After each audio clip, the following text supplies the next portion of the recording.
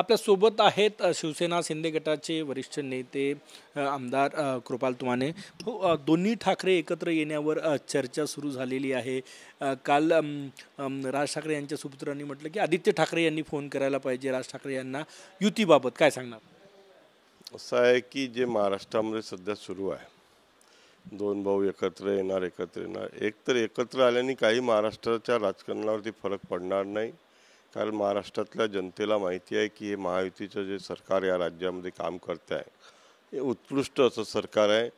आणि सर्व मिळून तिन्ही नेते आदरणीय देवेंद्रजी फडणवीस साहेब, आदरणीय एकनाथजी शिंदे साहेब आणि आदरणीय अजितदादा यांच्या नेतृत्वात एकदम राज्याला जसं पाहिजे जनतेच्या सोयीसुविधा पुरवणारं सरकार या राज्याला मिळालेलं आहे. आणि मुंबईमध्ये जे आपण या ज्या कंड्या फिरवल्या जात आहे हे फक्त जनतेला एक करमणुकीचं साधन मिळालेलं आहे. मुंबईच्या जनतेला काहीतरी सांगायचं आणि नंतर तुम्हाला मी सांगतो की 1 महिन्यामध्ये हा सर्व गेम टाय फिस होणार आहे. त्यातला एक भाऊ कुठेच काहीतरी बोलून तो बाहेर निघणार, यात कुठेही कोणाच्या मनामध्ये शंका नाही. ही युती एक तर होऊ शकत नाही, झाली तरी आमच्यावरती याचा काही फरक पडणार नाही. महाराष्ट्राच्या जनतेने करमणुकीचं साधन म्हणून त्याचा वापर करावा. करमणुकीचं साधन तुम्ही म्हणतायत, पण कुठला भाऊ बाहेर पडेल असं वाटतंय? तुम्हाला माहितीच आहे की आजपर्यंतचा जो एक भाऊ आहे दोघांपैकी, तो नेहमी असंच करतो, कधी इकडेच चालवतो, कधी तिकडे चालवतो, कधी तिकडे चालवतो, मग टायफॉइड होऊन जात. तुम्हाला माहिती आहे ते सर्व, सांगतो मी नंतर तुम्हाला. याचे काही परिणाम होईल दोन्ही भाऊ एकत्र, कारण की मुंबई महानगरपालिका निवडणूक आहे. बघा, या दोघांच्या येण्याने महाराष्ट्राच्या निवडणुकीपुरती म्हणजे स्पेशली BMCच्या ज्या निवडणुका आहेत यावरती कोणताही फरक पडणार नाही आहे. त्या मुंबईची जनतासुद्धा यांना ओळखलेली आहे की हे लोक काय करतात, कशा पद्धतीने करतात, मुंबईमध्ये काय झालं, मुंबईचा किती महाघोटाळे या BMCमध्ये गेल्या 25 वर्षामध्ये झालेले आहे, मुंबईवाल्यांनी सुद्धा बघितलं. आणि आज जे मुंबईमध्ये कामं सुरू आहेत, ज्या पद्धतीने पाण्यामुळे तारांबळ उडायची, तो प्रॉब्लेम आमच्या या महायुतीच्या सरकारने सॉल्व केलेला आहे. आणि मोठ्या प्रमाणामध्ये विकासात्मक कार्यक्रम आमच्या या राज्यात सुरू आहे. दोन्ही ठाकरे एकत्र आले, ठाकरे बंधू, तर तुमच्या शिवसेनेवर म्हणजे एकनाथ शिंदे यांच्या शिवसेनेला फटका बसेल का? कारण की दोन्ही ठाकरे ब्रँड एकत्र. बघा, आमच्या शिवसेनेला कोणताही त्रास होणार नाही.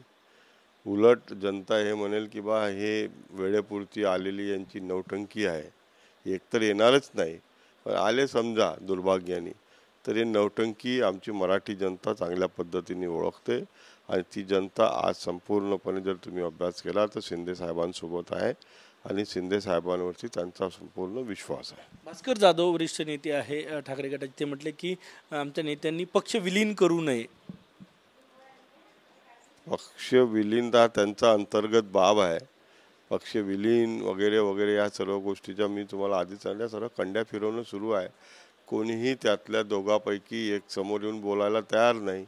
म्हणजे काय आहे याचा अंदाज आपण बांधलेला बरा. एकूणच तुम्ही शिक्षण घोटाळ्यात उडी टाकली शिवसेना शिंदे गटानं.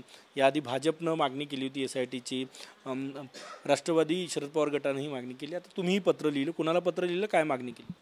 मी आदरणीय मुख्यमंत्री देवेंद्रजी फडणवीस साहेब यांना मागणी केलेली आहे.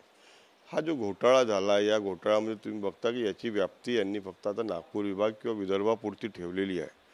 परंतु मी तुम्हाला नक्की सांगतो की हा जो घोटाळा आहे, ह्या घोटाळ्यामध्ये शिक्षण संचालक आणि मंत्रालयातले सर्व वरिष्ठ अधिकारी सामील आहे. कारण एका शिक्षकाला नोकरी देत असताना ज्या पद्धतीने शाळा संचालक आणि इथला EO डेप्टी डायरेक्टर हे त्याची पिळवणूक करतात, त्याच्याकडनं नुसते पैसे घेतात. पण यात तुम्ही बघितलं की अजून शाळा संचालकावर कोणतीच कारवाई झालेली नाही. शाळा संचालक मोकाट फिरतात आहे, कारण त्याच्या पत्रानंतरच सर्व कारवाई होत असते. आणि या घोटाळ्यामध्ये शिक्षण डेप्टी डायरेक्टर EOनी सर्व सौदेबाजी केली. शाळा संचालकाचं पत्र घेतलं आणि त्या पत्रावरून यांनी हा घोटाळा केलेला आहे. पण शाळा संचालक बाजूला आहे, सर्वात पहिले त्यांना अटक करायला पाहिजे आणि SITची व्याप्ती वाढवून, कारण ही जी फाईल तयार होते ही file EO deputy director, director education आणि मंत्रालयापर्यंत ही फाईल जात असते, तिथून मान्यता येते संपूर्ण. मग यातले ते मोठे मासे जे बसलेले आहे मंत्रालयामध्ये, ते तर हा मामला गुंडाळण्याच्या तयारीमध्ये आहे की हा मामला लवकरात लवकर कसा गुंडाळता येईल जेणेकरून हा बाकी राज्याच्या इतर भागामध्ये फैलवला जाणार आणि विदर्भाला बदनाम करण्याचं काम करतात आहे. हे जे अधिकारी आहेत हे अधिकारी राज्यामध्ये प्रत्येक ठिकाणी जाऊन आलेले आहेत. यांनी पश्चिम महाराष्ट्रात काम केलं, खानदेशामध्ये हेच काम केलेलं आहे. म्हणजे संपूर्ण महाराष्ट्रामध्ये पूर्ण भागात मराठवाडा असेल सर्व भागामध्ये यांनी घोटाळे करून ठेवलेले आहे. त्यामुळे मी आदरणीय मुख्यमंत्री साहेबांना विनंती केली आहे की या घोटाळ्याची चौकशी SIT मार्फत करत असताना संपूर्ण राज्यात याची चौकशी व्हायला पाहिजे. फक्त आमच्या विदर्भापुरती याची चौकशी होऊ नये, कारण मोठे मासे मंत्रालयात बसलेले आहे. त्या माशाला सुद्धा पकडण्याची आज गरज आहे. नितेश राणे कॅबिनेट मंत्री आहे तुमच्या सरकारमध्ये. त्यांनी ईदमध्ये व्हर्च्युअल कुर्बानी द्या असं म्हटलं बकऱ्यांची. तर त्यावर जमाल सिद्दीकी जे राष्ट्रीय अध्यक्ष भाजपच्या मुस्लिम मोर्चाचे ते आता पंतप्रधान नरेंद्र मोदी आणि मुख्यमंत्र्यांकडे नितेश राणे यांची तक्रार करणार आहे. तुम्ही कसं बघता हे एकूणच नितेश राणे यांचे वक्तव्य, त्यावर भाजपच्या मुस्लिम नेत्यांच्या प्रतिक्रिया? असं आहे की हा देश सर्व धर्म समभावाने चालत असतो. संविधानामध्ये देशातल्या सर्व धर्माला मान सन्मान देण्याचं काम केलं गेलेलं आहे. त्यामुळे प्रत्येक धर्माने आपापला जो त्यांचा रीतिरिवाज आहे सण साजरा करण्याचा तो त्यांनी साजरा करण्याचा हक्क त्यांना आहे. त्यामुळे या विषयामध्ये कोणी असं म्हणू नये की तुम्ही असं करावं, आपण कोणाला ज्ञान देण्याची गरज नाही असं मला वाटतं. सरसंघचालकही काल बोलले, तुम्ही जे बोलतायत की देशात विविधता आहे, सगळ्यांना आपले सण साजरा करण्याचा अधिकार आहे. म्हणूनच हा देश आहे. तुम्ही जर या देशामध्ये उत्तरेकडे गेले तर वेगळे रीतिरिवाज आहे, पश्चिमेत गेले तर वेगळे रीतिरिवाज आहे, तुम्ही नॉर्थ ईस्टला गेले तर आणखी वेगळे रीतिरिवाज आहे, काश्मीरात गेले तर वेगळे रीतिरिवाज आहे. परंतु हा एक संघ भारत आहे.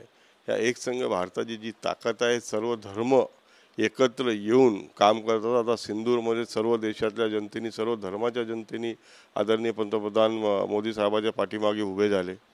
तर हा देश एक संघ आहे. सर्व धर्म वेगवेगळे जरी असेल तर त्यांचे रीतिरिवाज वेगळे आहे.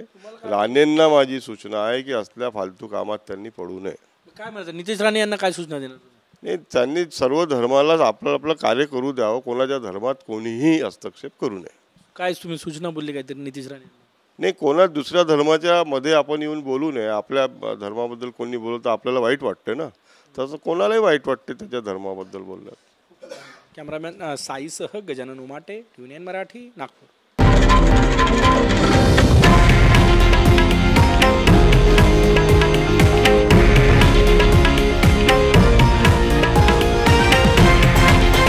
हे आहे देशातील नंबर 1 न्यूज नेटवर्क आणि आपण पाहत आहात TV9 मराठी, एकमेव.